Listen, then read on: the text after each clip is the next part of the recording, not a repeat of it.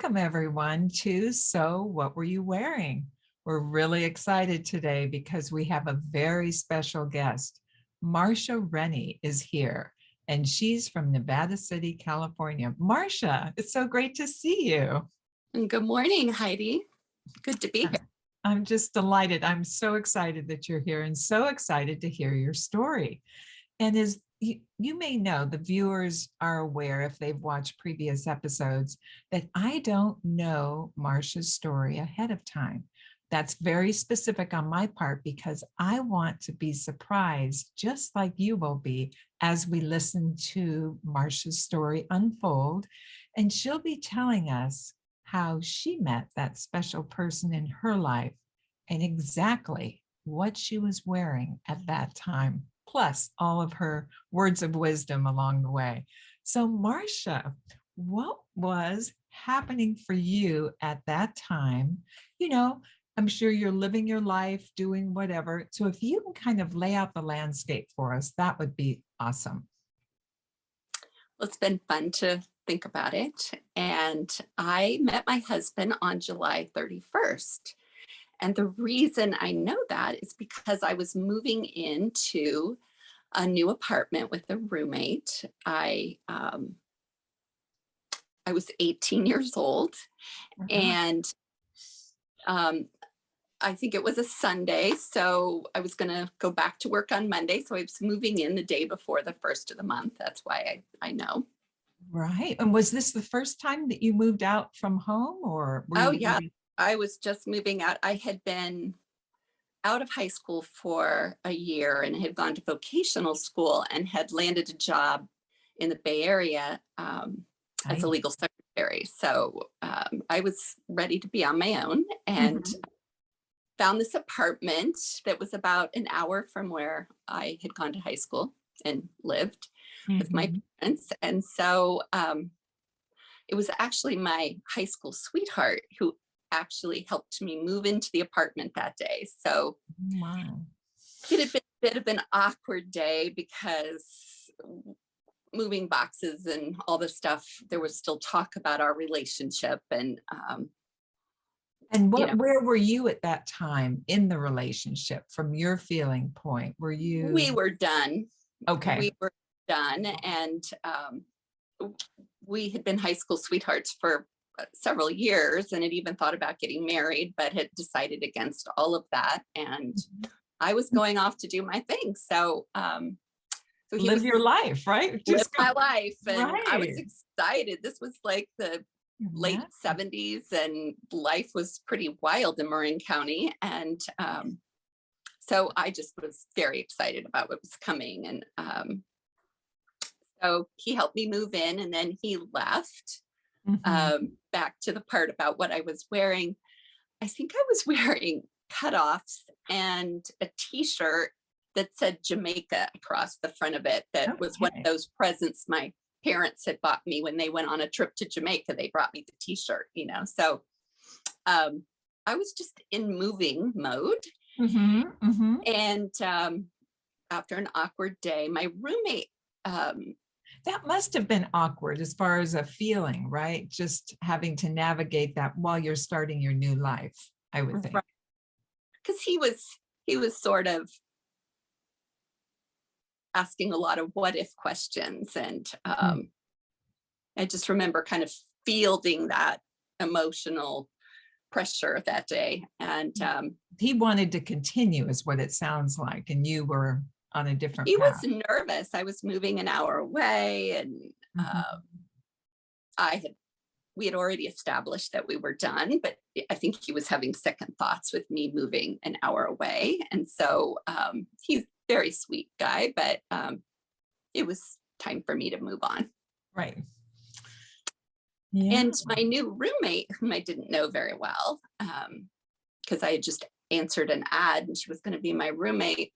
She was gone all day sailing and came home and was just kind of welcoming me. And we were walking around the apartment and we just started to smell this incredible smell of somebody barbecuing. And so we walked out on our balcony, and we lived in this huge apartment complex. It was mostly single people, all adults. And Nice. this aroma is coming up, and we're like, now my roommate was a vegetarian, so she thought it felt delicious. So we're kind of hanging over the balcony looking around, and realized that it was the guys downstairs that were barbecuing. Oh, wow. And so they spied us and said, hey, hi. And my roommate had met them before, but I, Mhm. of course, not met them. So she was like, oh, this is my new roommate, Marcia. And they said, oh, you guys should come down for a drink and we'll get to know each other, right? Nice. So, my That's roommate, very inviting, right? right? So her boyfriend was still there, but she just told him, I'm going to go down and introduce Marcia to the neighbors, and then, I'll be back. So we went down, and now, like, I was 18, so for them to offer me a beer was like a really big deal. Right, right. Well, I'm sitting here feeling so adult. Yes, your new apartment, your new roommate, and being invited over for drinks. I mean, does it Here's get any better? Dos Equis, right. Here's a Right. Dos Equis, and by the way, it's barbecue chicken. You want to stay for dinner? Oh my God. And I really couldn't cook. Plus, I had been moving all day, so I'm starving. Right. Yes, I want some of your chicken. How soon is dinner? That's so. So my roommate left and left me with these three men. Oh my goodness. So Well, that's an introduction, isn't it? yes, so there were three guys. One was just a friend visiting. Yeah. So he wasn't much in the picture, but one of them was this French man who, and then there was this other guy who became my husband. Mhm. And Terry was there, and Terry had just returned on a Sunday afternoon from some kind of a spiritual consciousness raising weekend. Nice. So, Or how did you feel about that? What was your? well, I thought he was kind of airy fairy because he was talking all spiritual, blah, blah. And So. I'm not sure how grounded he is, but Mhm. these guys all traveled all over the world all the time. So the stories were all about all the places they were traveling to. So they were in the merchant marine business. So Mhm. they went everywhere. So I ended up with my chicken and my Dos Equis.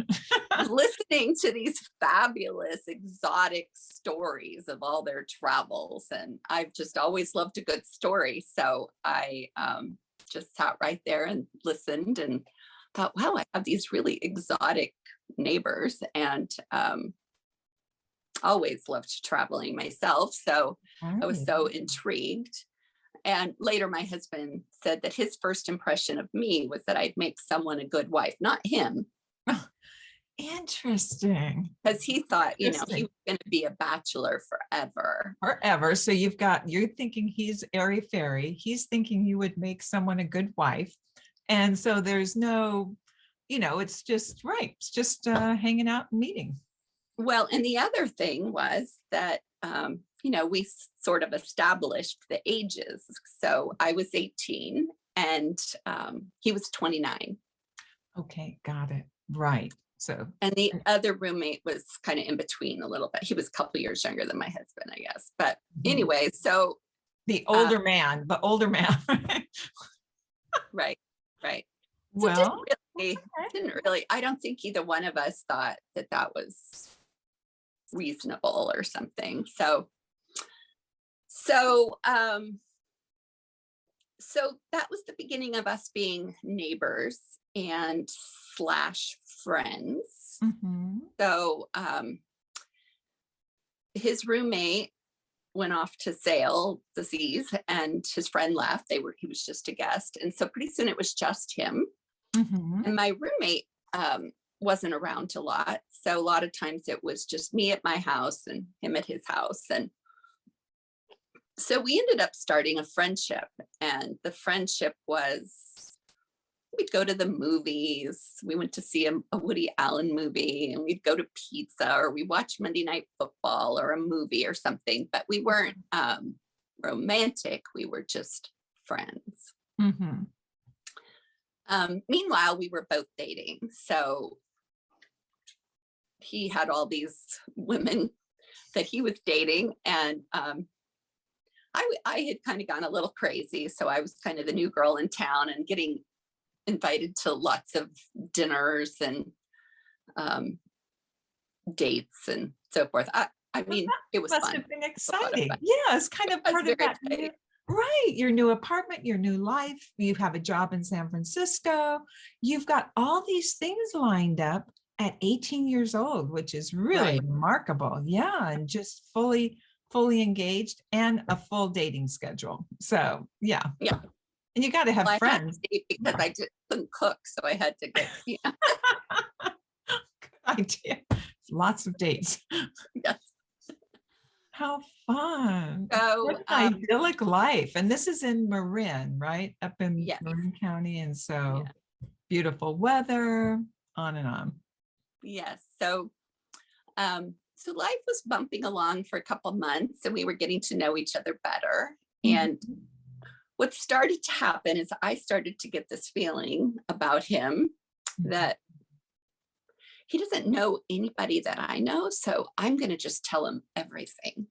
And so I was super open with him, and that included some of the dates I was going on.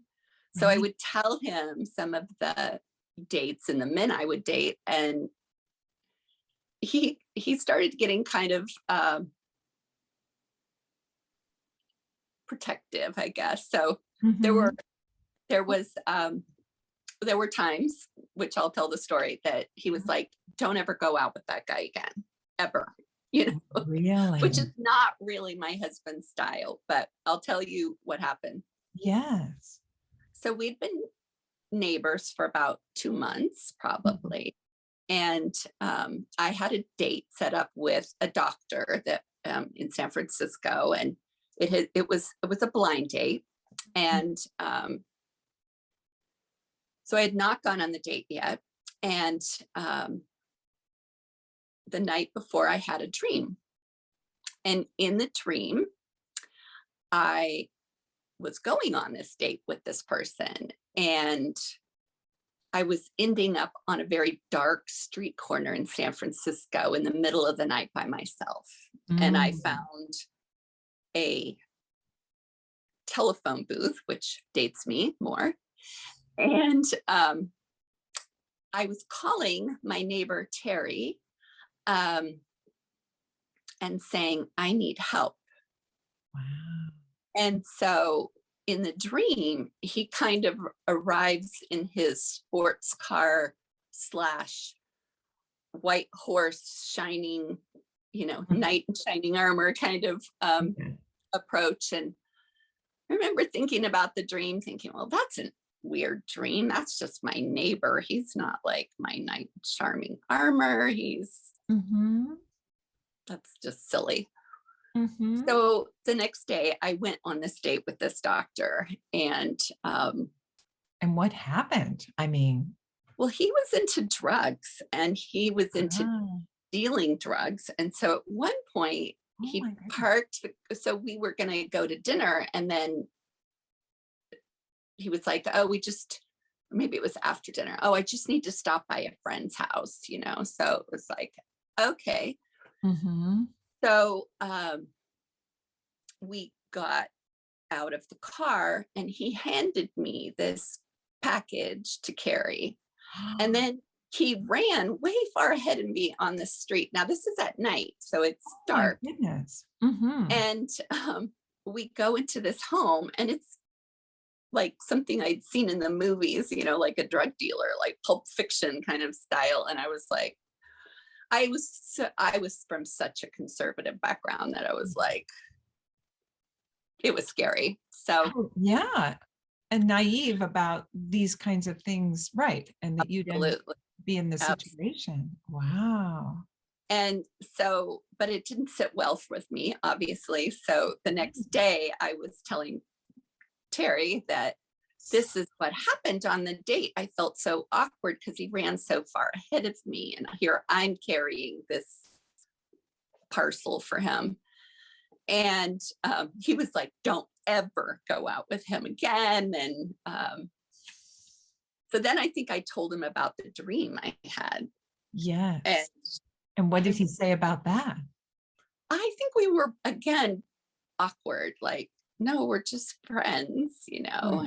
Right. And, But just even that you saw that this, before it happened, you had the dream that really laid out what was going to transpire, at least with the date, you know, if not with Terry.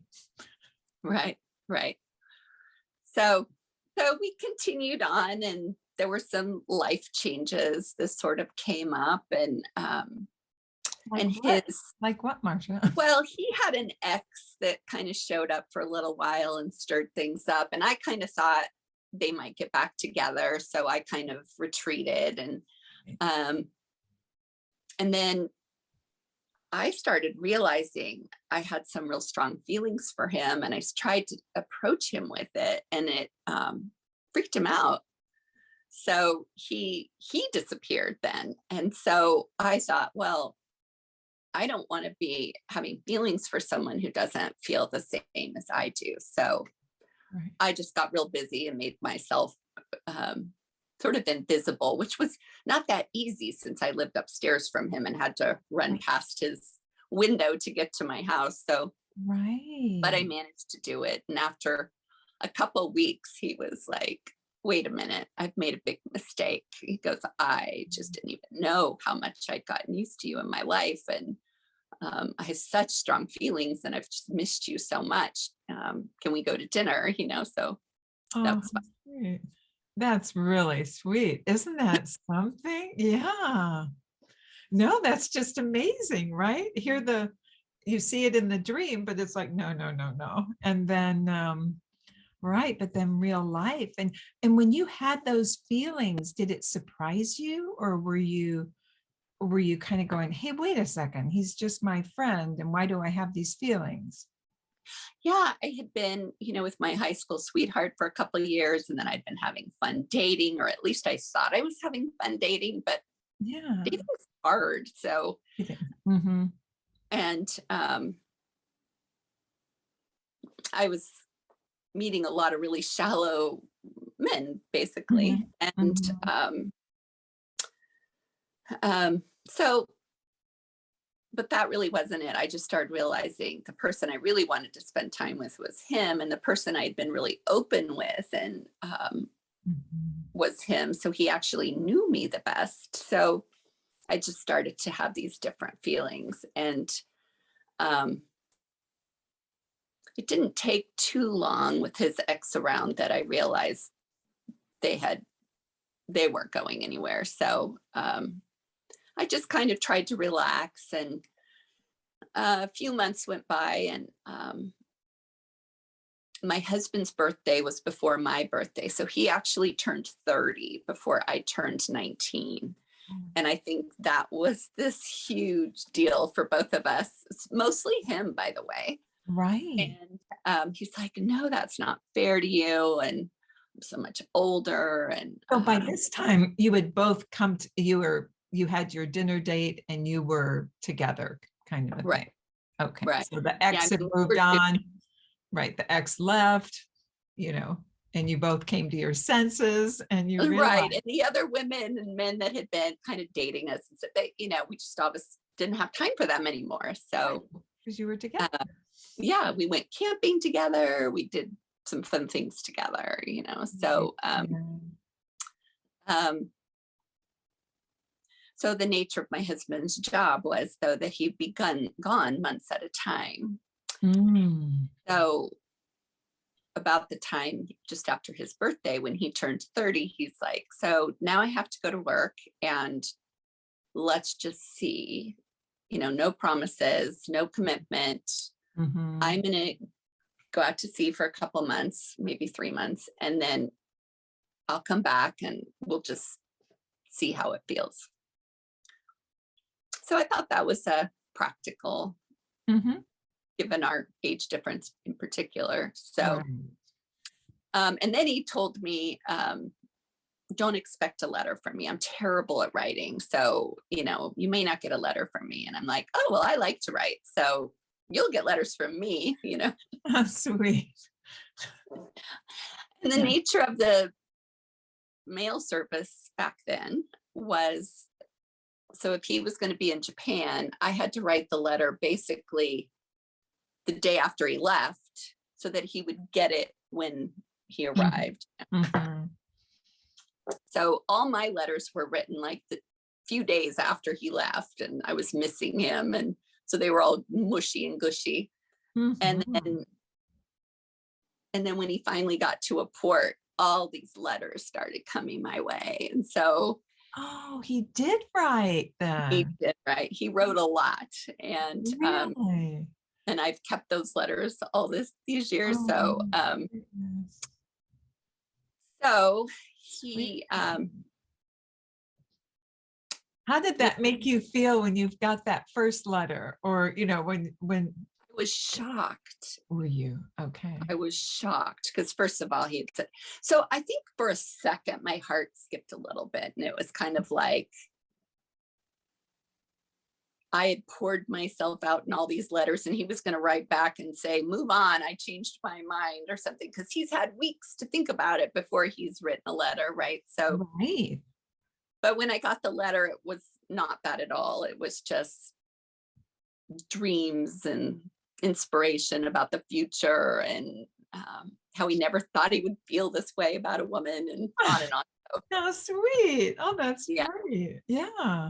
So you must have been super happy then. I mean, and I was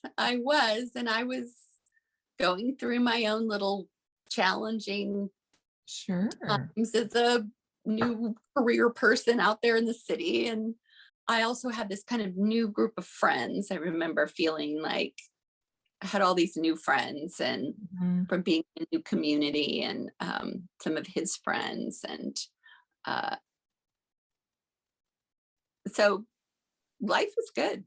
And yeah, and I'm sure you got asked out for dates and that sort of thing because you were not in a committed relationship, which you both Right. had. It was structured very specifically so that there wouldn't be a commitment in place because he was going to be gone for 3 months. And so here's the open field, right? With, And I attempted 2 dates. One, um, we went on, and I think I managed to leave before we even went to dinner. mm, I was just like, oof. you're not I, feeling I it. Yeah. think it was a work colleague, and I think before dinner even came, I was like, I got to get out of here. Mhm. And then there was another blind date guy who showed up, um, and he showed up at my door, and I had to tell him I had a headache because he was not my cup of tea. So There we go. It's really simple, isn't it?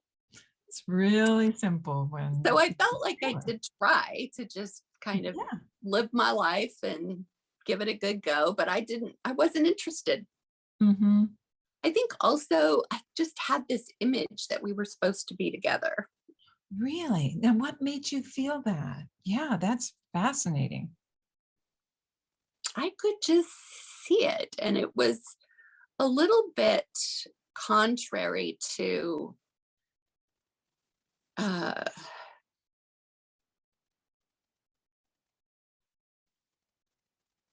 I almost was trying to prove it wrong. Mhm. And yet I kept saying, no, I think we're supposed to be together. And I think we're supposed to Mm. have kids together. And I don't think it's about our age. Um, How interesting. No, it's so fascinating because it's like, how do you just feel that on the inside and you just somehow it's a knowing kind of a thing? Or is it I um could just see it. I could just see um, that we were together. mhm, mhm. Who knew that there would be a number of people that would be unsupportive of it too. How so? Well, I figured my parents wouldn't approve. Oh, why was that? Um, They want you to be happy, right? yeah, my dad was a real critical guy, and I don't know, it wasn't what my dad had imagined for me, I guess, but he was critical of me too, so it didn't matter. It was kind of No, I whatever. mean, that becomes very real, as far Right. as a very real influence in our lives when our parents, who are our guardians, right? And you've just left home, or, in the realm of that. And here you are. And now all of a sudden you're in love. And what are they going to say, right? How are they going to respond Well, to I that? would go home and I'd say, "Oh, I'm dating this one guy and he's this and this." And, they were like rolling their eyes Oh, and no. yeah, yeah. So, um, Yeah, that's a tough one. That's a tough one. well, if they hadn't been, here I am with this new community, but no one in my old community, except for a couple girlfriends, had even met my husband. So this was all kind of happening so quickly that people were kind of surprised or like, what? What's going on? Right. So that was a little bit unsettling and probably led to what we did next, which we eloped. So You did after he got back then? So he comes back. So tell us what happened. so he was gonna How did you get to that? Yeah. he was his first port city back in the United States was in LA or Long Beach, one of those places. And then going to come up to San Francisco and get off the ship. And so back then, no cell phones, no computers and email and all that stuff. So he made a ship to shore phone call, which are extremely expensive back then. And it's, through a radio operator. So it's like you have to remember to say over, like a walkie talkie. And then you're having this conversation. And he's like, "Could you fly to LA and meet me there? I just can't wait to see you. And Oh, and and oh, let's get married as soon as we can." oh my goodness. So I Over flew the to, phone, he says this. well, and then he's having to say over. Is So that and I'm priceless or saying, "I what? love you," over. Too fun. He's Oh saying my. that the radio operators and the people in the room with the things were all like, but what are you gonna do, right? Best call they ever heard. Yes. Yeah, very juicy. Yeah. So I flew to LA. I think I was only there maybe a night or two. And we just decided, well, as soon as he got back to San Francisco, which was only a couple days, that we'd go find a ring and we'd go get married. So that's what we Wow. did.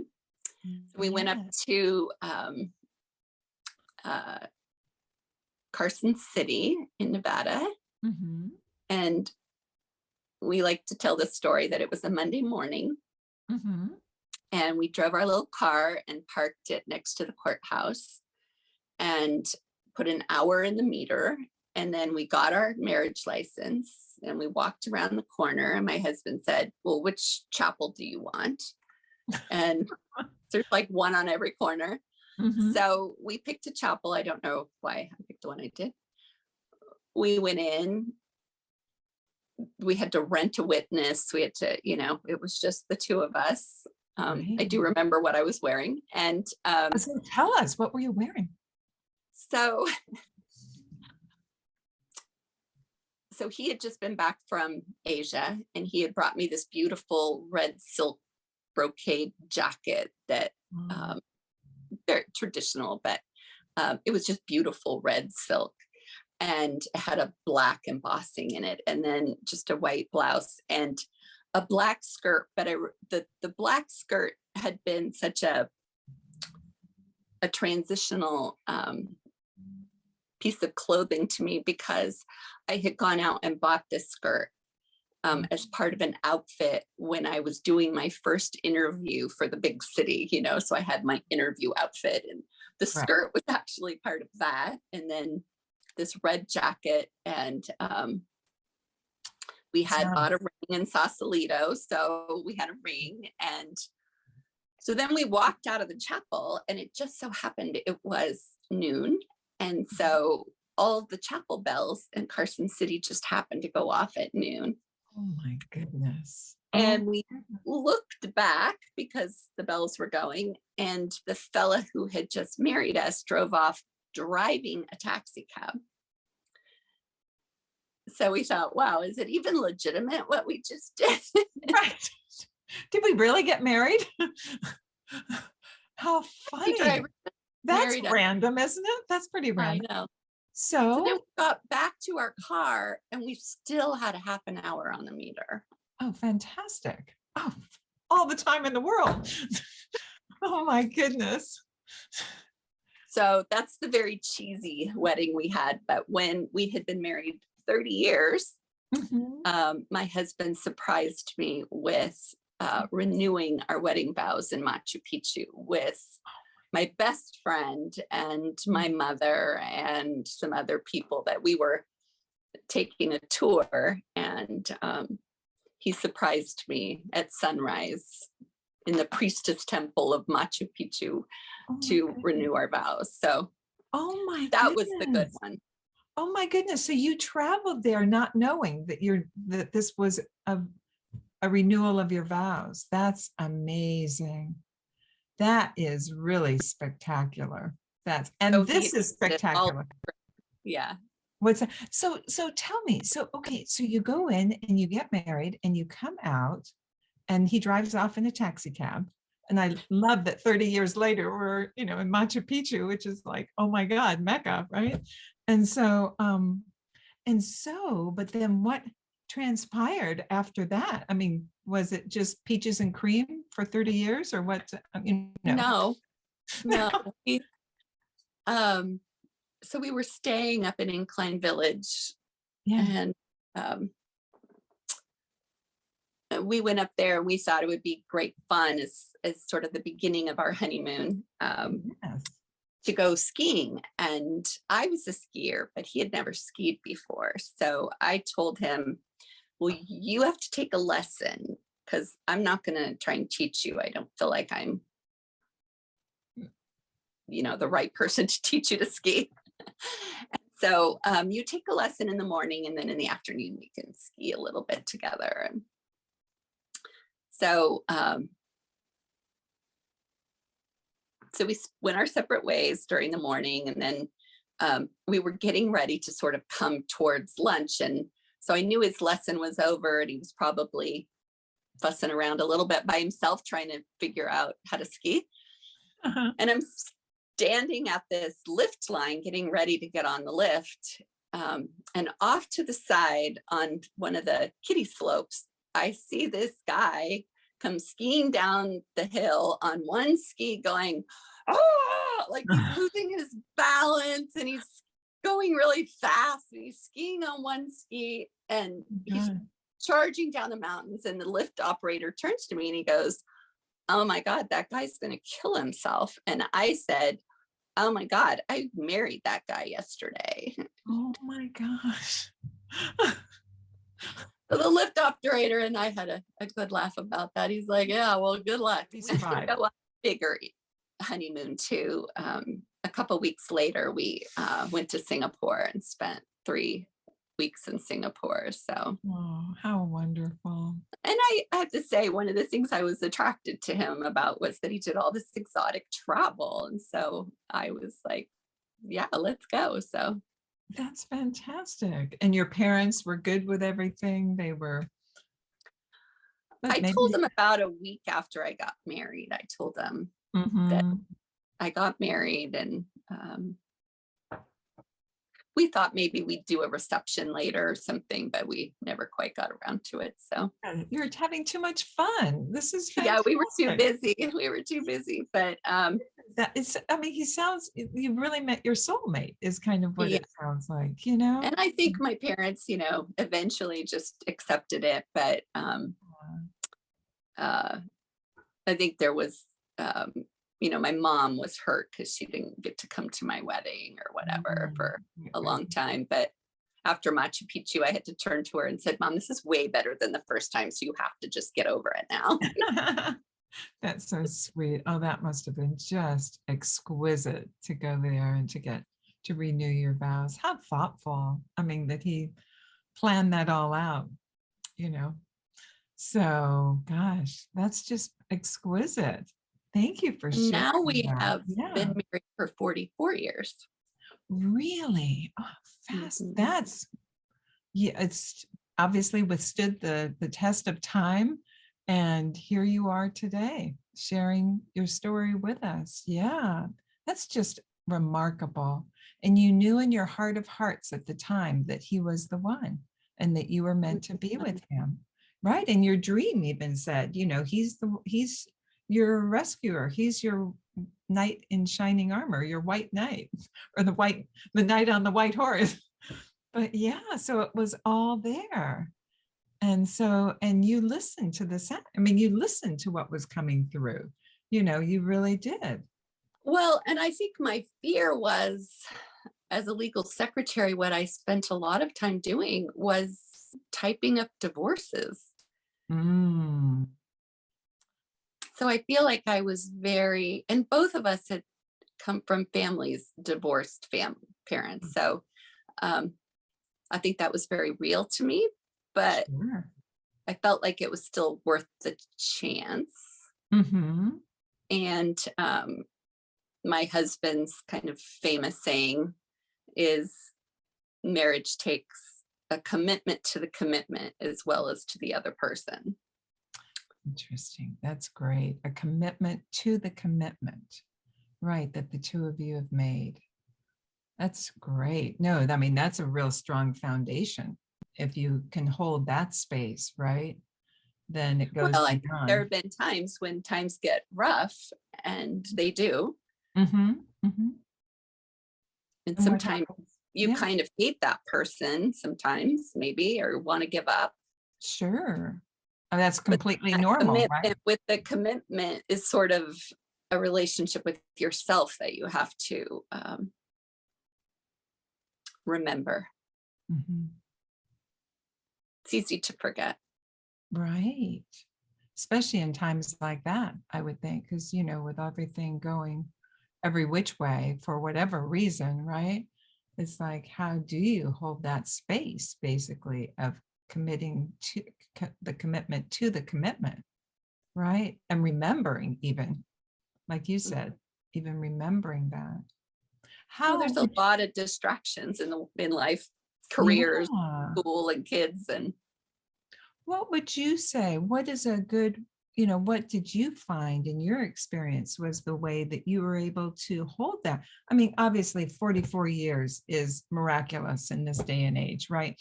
Not miraculous, but it's unusual, right? That yeah. that people that you have stayed together, and it sounds like that's one of the keys to that happening. I think from my perspective, it's about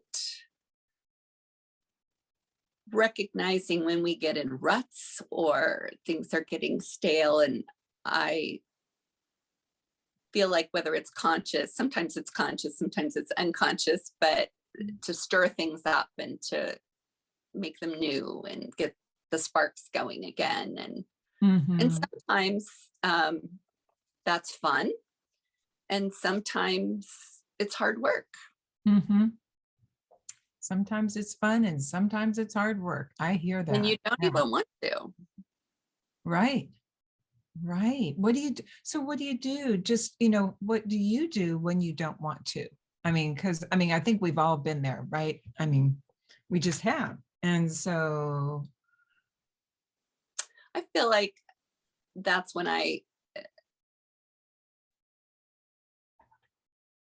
know the image I have is just sort of saying, we need to talk and sit down and really having long conversations. And if we can't move forward, just the two of us, I think both of us are firm believers in finding a third party that can help us. And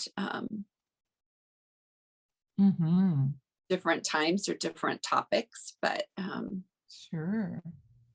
but when when it feels like there's nothing else to do, Mm-hmm. I think there's a surrender that we need to do the hard work and have the hard, honest conversations. So then I feel Mm-hmm. like it goes back to when I first met him, of just sort of feeling like, well, I might as well just tell him all of my truth, Oh my gosh. Yes. because what do I have to lose? And I Right. feel like after 44 years of marriage, I would still say the same thing, that sometimes when it gets really hard, what do I have to lose but being brutally honest? Mm-hmm. I have to let go of um, where where we land. Right. So brutal honesty, a surrender too. I've heard you, it's like that inner surrender is kind of what it sounded like to me. Just that you surrender to what's going on. And I love, it's so beautiful to look back at that, your, when you were first together, before you were together, and that you had those deep conversations, caring. Yeah. And then you're able to do that now. And it's not easy that's not easy at all. And No, I so, could never talk to another human being the way I talked to him when I first met him. mhm, Um, no, I just actually saw this guy that was into consciousness raising, and I thought, well, I'll just be really honest and see what kind of feedback I get. But I figured he doesn't know anybody I know, so I'll be fine. right, right. Isn't that so? Yeah. So, what I'm hearing you say is to get to that real core of how you really feel and what have you got to lose. And then to be able to, and in that case, you had nothing to lose. I mean, you didn't even know him, he was a total stranger. And so, because of that, there was the bonding that happened, it sounds like, right? Well, and I was naive and vulnerable in my own way, but then kind of older than my years in other ways. So it's that vulnerability, I think, that is so hard when we're taking risks like that and diving deep into getting to know someone. Hmm. And then after the years of marriage, that same vulnerability, it sounds like, really is still there Hmm. from what you said. Yeah. Because then it takes the courage to go ahead and speak whatever the truth is without having to hold back in a way, which is, can be challenging. For a wonderful lesson for myself and for those who will be viewing this is to really hear that that is a key touchstone for being able to move into this and for the potential of continuing in the relationship. So holding that space together. That's very profound, Marcia. It is, because it's high risk, that's what I'm hearing. High risk, high vulnerability. Hmm. I don't think either one of us want to just sleep through our lives and just be married for the fact of being married. So, uh, yeah, so we take risks sometimes. Yeah, and it's kind of cool that, I mean, he's out on the high seas is what it sounds like, or was doing things like that. No, So he was, that didn't last very long. That I think maybe the first 10 or 11 years of our life, he did that. And then mhm, he went to corporate America and we moved a lot. And his career was kind of a central point in our lives. But we were raising kids and I went back to school. And so we just had a lot of adventures. right. And he's retired now. I still work full time. So, Hmm. Yeah, yeah. and that probably has its own adventure in it right there. Well, Mm. I think these are the parts where the age difference kind of shows up, where I'm still working and he's done. But Yeah. guess who cooks me dinner every night? Right on. That's great. Because you I had so much barbecue chicken in one lifetime. No. isn't that priceless? Oh my gosh, that first dinner with the barbecued chicken.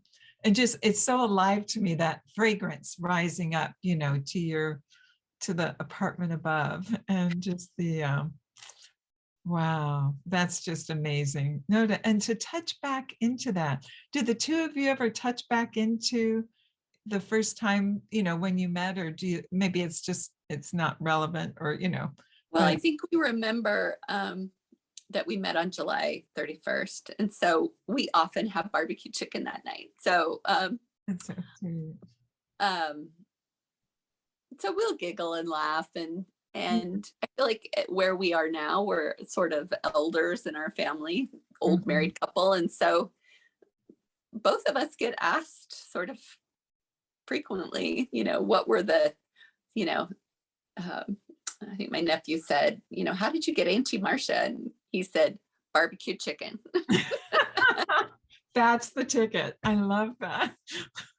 So between barbecue chicken and surrender and everything else, because I mean, that's the other thing, is back at the beginning, you surrendered. You had the barbecue chicken, you had he went off for 3 months, and then it was a full-on surrender when he came back.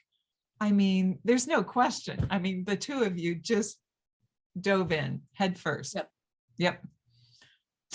Even though we knew that, oh, this is going to have some ripple effect, But it was it was worth almost like we don't want to hear everyone else's opinion before we do this. We're it. doing this. We'll figure that out later. So this Mhm. is important to us. So interesting. No, it's just, and so it is. And so here we are talking about this 44 years later, and just you sharing your wisdom. I mean, that alone right there is going for your heart, going for what you really want.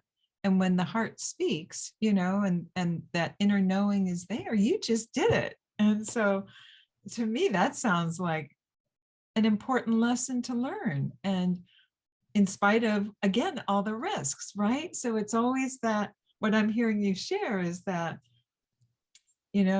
what I really want and the risks. And I'm willing to do to handle the risk, because this is where I want to go. And I'm going to do it. And you did. So, I think if I'd gotten up in my head about all the reasons why it would work, mhm. it would have worked. But you didn't, right? Instead, yeah, you had a grand adventure and are having a grand adventure. It sounds We're like. still having a grand adventure. Yay, that's great. Oh, this is so cool. No, it's just so great to hear this story. Are there any other bits and pieces that you want to share with us? Hmm. Like your word, you've been sharing your wisdom all along. Oh my goodness, Marcia.